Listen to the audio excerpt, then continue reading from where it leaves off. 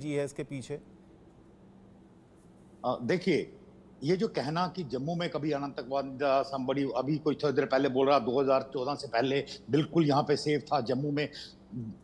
जो भी 97, 98, 99, 2001 तक जम्मू के पुंछ राजौरी में काम कर चुके हैं, हमें पता है। हमने देखे हैं 40-40 के ग्रुप, वो इंतहा थी टेररिज्म की। मतलब कश्मीर का उसके सामने कुछ भी नहीं था। वो अलग बात है 2004-5 तक हमने इसको रोल बैक कर दिया। रोल बैक करते हैं कि पीर पंचाल के उस तरफ सिर्फ कश्मीर में कर दिया। कश्मीर में थोड़ी देर चला क्योंकि वहां लोकल सपोर्ट ज्यादा अवेलेबल थी। पर 2005-6 आया, पॉलिटिकल डिसीजन थे कि आर्मी को साउथ कश्मीर से निकाल दो। क्या नतीजा हुआ सबको पता है। So let me not get into political वो करके कि भी उसको गलती उसकी गलती, ये करके आज ये ठीक नहीं हो रहा, वो ठीक नहीं हो रहा। सब हो रहा है, ठीक हो रहा है, सही जवाब दे रहे हैं। पिछले 48 घंटे में आप पाकिस्तान में देखिए 9 हमले हुए हैं टोटल। मैं अभी गिन रहा था, कम से कम 9 सिक्योरिटी फोर्सेस कंफर्म्ड किल है। नॉर्थ वजीरिस्तान, साउथ वजीरिस्तान, खैबर आगरा, बन्नू, कराची, कोटा, तुर्तब, मिस्के और खुददार, इतनी जगह 9 जगह पे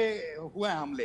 तो वो भी अपना ऑपरेशन चल रहे हैं। नो व्हाट, उनको लगता है कि शायद हम करा रहे हैं। तो यहाँ पे जो टेररिज्म खत्म होने के बाद जैसे आग के शोले लास्ट में थोड़े से भड़कते हैं, बुझने से पहले है, अब वो कार्रवाई चल रही है, देयर प्रेशराइजिंग। और जम्मू रीजन में क्यों उनका इंटरेस्ट है? कश्मीर रीजन में वो डिफॉल्ट गए थे। ओरिजिनल इंटरेस्ट इनका, अगर उनका ऑपरेशन पढ़ो, it was always in Jammu region, क्योंकि वाटर रिसोर्सेज यहाँ है, मिनरल यहाँ है। कश्मीर में एब्सोल्युटली जंगल नहीं है। वहां पे थोड़ा सा मतलब जंगल उनके साइड के पहाड़ी इलाकों में, बीच की वैली इक्वलेंट क्लेन है। वहां जो टेररिस्ट है एकदम पहचाना जाता है। जो मैक्सिमम टेररिस्ट आते हैं ये पीओ जेके के इलाके से आते हैं, जो कि जम्मू के इलाके में भूषा, वेशभूषा, कल्चर सब कुछ मिलता है। प्रॉब्ली काफी लोगों को पता नहीं है, बट बिल्कुल मिलता है। वहां का आदमी अगर जम्मू के इलाके में चला जाए, बाजार में घूमे, तो जब तक कुछ वो बात ना करेगा तो पता नहीं लगेगा कि बाहर का आदमी है करके। बट कश्मीर में एकदम पहचाना जाएगा कि नॉन कश्मीरी है। ये सब कारण थे। तो ओरिजिनल इंटरेस्ट शुरू से जम्मू में था। ये लोगों की गलत फहमी है, क्योंकि मीडिया को हर वक्त हर चीज ठीक है, कश्मीर कश्मीर राकेश जी बोल का रहा कमेंट ले लेता है। हूं। It's all about Jammu. ठीक है राकेश जी, स्वागत है आपका। आपसे जानना चाहूंगा कि ये हमले जो जिनमें बढ़ोतरी हुई है, ये इसकी वजह क्या है? और खास तौर से जो जम्मू रीजन में एकदम से ये आतंकी हमले बढ़े हैं, और एक महीने में 5वां हमला घाटी में और चौथा ये जम्मू रीजन में है, क्या वजह है इसकी?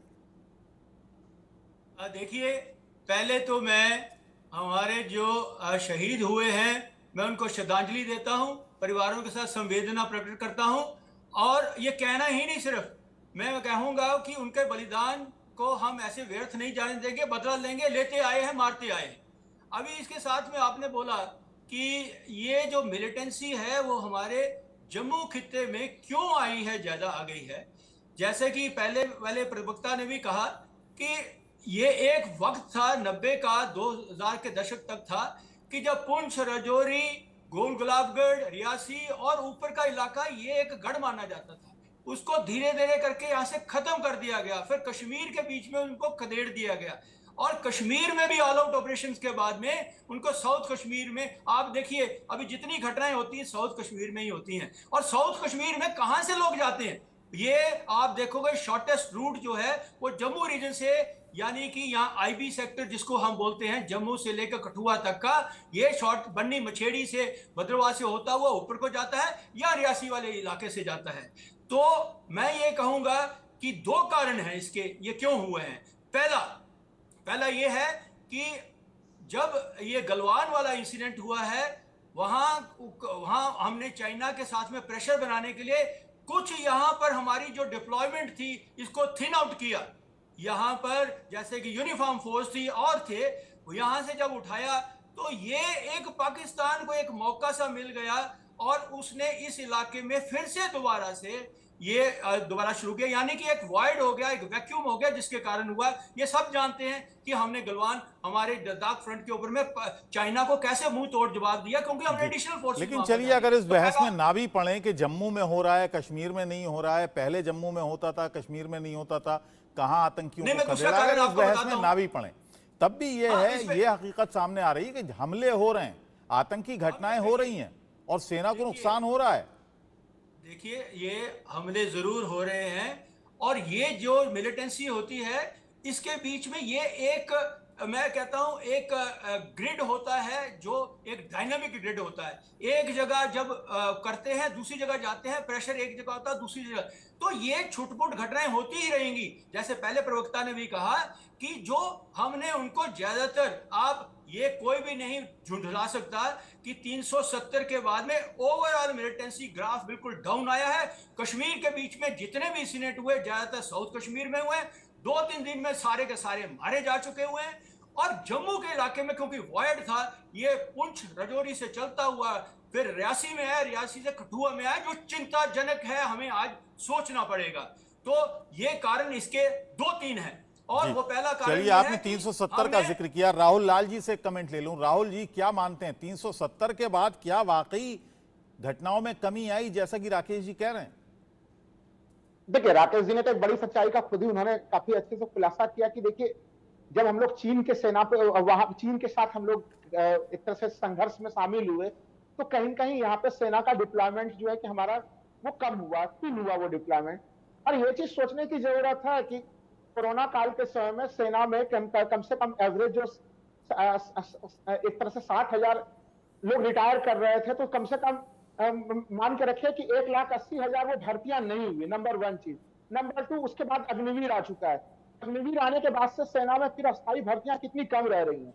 तो आपने सेना में कहीं कहीं जो कटिंग हो रही है, उसका परिणाम भी है यहाँ पे। ये मानने की जरूरत है, हम लोगों के पास सुरक्षा चुनौतियां हैं, और ऐसे मामलों पे सरकार जिस तरह से सेना के मामले में कहीं कहीं कटिंग कर रही है, बजट कटिंग कर रही है, वो एक चिंता का विषय है जिसके ऊपर सोचना पड़ेगा।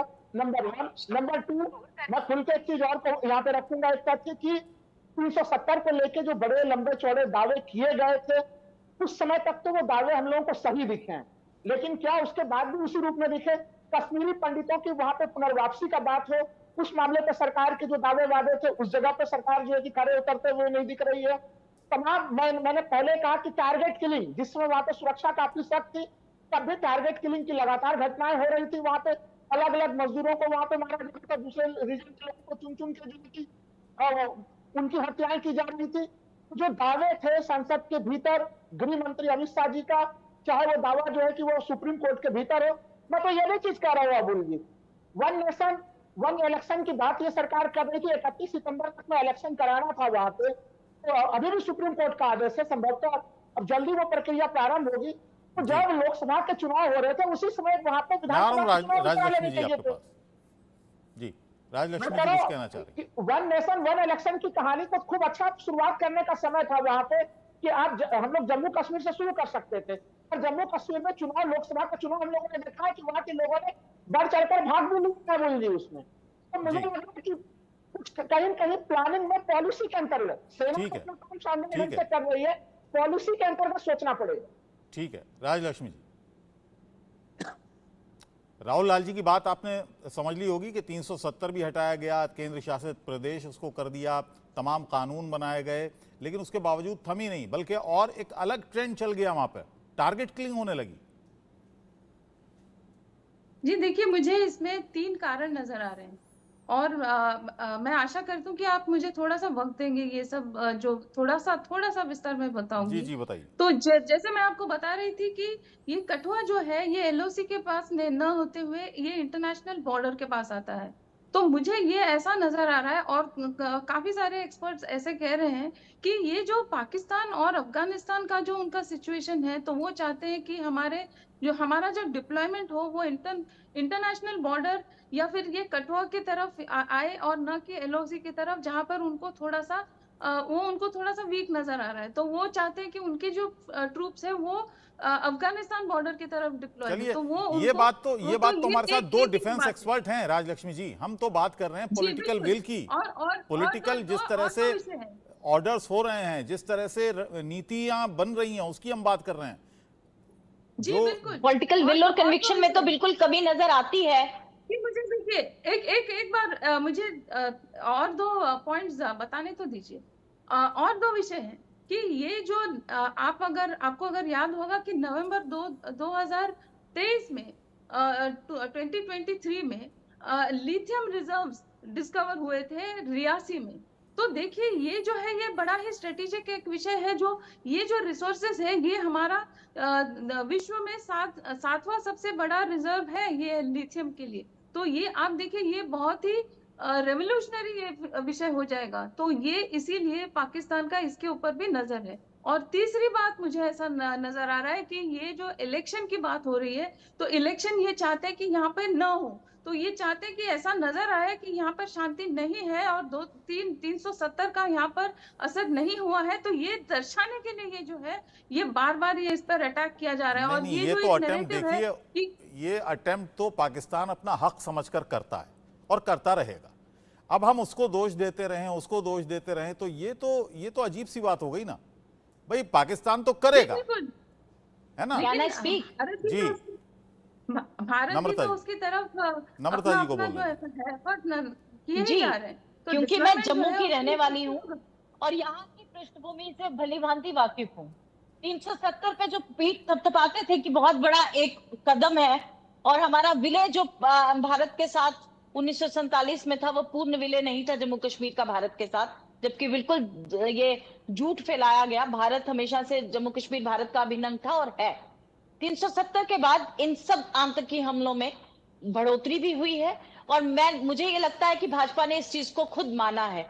जिस तरह से 3 संसदीय सीटों पे उन्होंने अपने कैंडिडेट्स को खड़े नहीं किया, अपने एक भी वहां से कैंडिडेट ये खड़े नहीं कर पाए, इन्होंने वहीं से अपनी हार को मान लिया और माना कि 370 को हटाना या इस तरह के जो सेफगार्ड जम्मू कश्मीर से हटाए गए वो एक बहुत बड़ा गलत कदम था जो उठाया गया। मैं आपसे दोबारा से आपके माध्यम से ये बताना चाहती हूँ कि जम्मू के अंदर ये घटनाओं का बढ़ना लगातार, जिस तरह से हमारे से पहले जो कुछ एक्सपर्ट्स बोल रहे थे, मैं उनके साथ कुछ बातों में इत्तेफाक रखती हूँ कि 2014 से पहले जिस तरह से इन चीजों में कमी आई, जम्मू के अंदर आतंकवाद 2004 से पहले था, बिल्कुल था, लेकिन उसको बिल्कुल किस तरह से खदेड़ा गया जम्मू रीजन के अंदर से, और कश्मीर के अंदर वो छुटपुट घटनाएं किया करते थे। लेकिन लगातार इन घटनाओं का बढ़ना, कहीं ना कहीं इनका जवाबदेही आज इस भारत की सरकार को देनी होगी और बनती है। इसमें आप कहते हैं कि पॉलिटिकल विल, बिल्कुल पॉलिटिकल विल की आज कमी आती है। कांग्रेस का ये स्टांस रहा है, ये कहते हैं कि 1 सर के बदले हम 10 सर लाएंगे। हम कहते हैं हमारा 1 सर भी क्यों जाए, हमारे फौजी आज सरहदों के अंदर शहीद हो रहे हैं। मैं खुद एक ऐसी कॉलोनी के अंदर रहती हूँ जिसे सैनिक कॉलोनी कहते हैं, जब ब्रिगेडियर जनरल से लेके छोटे से छोटा फौज का सिपाही रहता है। मैं आपको ये बताना चाहती हूँ कि यहाँ पे हमारे जब ये हमारा ये करगिल वॉर हुई, उसके दिन जो शहादतें हुई हैं, वो मेरी इस जगह से भी बहुत सारे कर्नल मेजर शहीद हुए हैं। मैं अच्छी भली भांति जानती हूँ कि किस तरह से क्या हुआ, लेकिन मैं आपको ये बताना चाहती हूँ कि आज सरकार के अंदर वो पहली सरकारों में इस तरह से नहीं रही। इंदिरा जी थी जिन्होंने पाकिस्तान के 2 टुकड़े किए और बांग्लादेश बना दिया। आज भी उस पॉलिटिकल विल की जरूरत है, उस कन्विक्शन की जरूरत है। आज जिस तरह से उनकी घटनाओं का बढ़ना, मनोबल बढ़ रहा है, जिस तरह से आतंकवादियों का, जिस तरह से ये आज पाकिस्तान का मनोबल बढ़ गया, कहीं ना कहीं चीन, जिस तरह से आज हमने देखा कि हमारे सैटेलाइट जो पिंगविन जो झील के किनारे आज उसने बंकर बना लिए, और खाली बंकर नहीं, जहां वो तमाम विस्फोटक जमा कर सकता है, गांव बसा रहा है, और पाकिस्तान को चाइना को वही हमारे प्रधानमंत्री क्लीन चिट देते हैं कि कोई अंदर आया नहीं। कहीं ना कहीं उसने चाइना का भी दिल बढ़ा दिया हमारे अंदर से। अब कुछ 2 बातें मैं डिफेंस एक्सपर्ट्स हमारे साथ 2 बैठे हैं, उनसे भी कर लेता हूं। चुनाव 1 मिनट, चुनाव जिसकी लतार सुप्रीम कोर्ट ने लगाई है, जब से वो चुनाव का यहाँ पे मुझे लगता है कि कहा गया है कि सितंबर तक चुनाव होंगे, इन तमाम चीजों का बढ़ना, हमने तो कहा था लोकसभा के साथ विधानसभा के चुनाव करवाइए, ताकि हमारी अपनी स्टेट इस जो गवर्नमेंट होगी वो डिसाइड करे कि आतंकवाद का टूथ एंड नेल किस तरह से फाइट किया जाए, वो भी पूरा कंट्रोल करे। लेकिन आज कहीं ना कहीं सिविलियंस एज वेल एज फौजी जो मारे जा रहे हैं, ये बहुत दुखद है और इनकी जिम्मेवारी सरकार को लेनी होगी नैतिकता के आधार पे। ठीक है, ठीक है। मैं अब दूसरी बात पर आता हूं। मैं जरा डिफेंस एक्सपर्ट से एक बात जानना चाहता हूं। राजन जी, बताया जा रहा है कि 3 से 4 आतंकी यहां हो सकते हैं। जो इलाका है वो जंगल वाला इलाका है, थोड़ा सा पठार है, बहुत ऊंची पहाड़ी नहीं होगी, कठुआ का मामला है क्योंकि, तो लेकिन पठार है और जंगल है। और यहां पर जो फायरिंग हुई वो बताया जा रहा है कि जो स्नाइपर राइफल है उससे यहां पर फायरिंग हुई। अब 2 सवाल यहां पर बनते हैं कि एक तो ये कि इनको ट्रेनिंग कहां से मिली, जाहिर है पाकिस्तान से मिली, पाकिस्तान ने इनको यहां भेजा। अब इतना साजो सामान लेकर, इतना हथियार लेकर कठुआ में आ जाना, कहाँ से आए होंगे, ये